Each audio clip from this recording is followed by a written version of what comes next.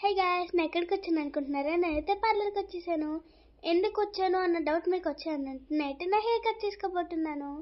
ఇదైతే ఎంట్రన్స్ అనమాట. ఇక్కడైతే నా హెయిర్ కట్ చేసేస్తున్నారు.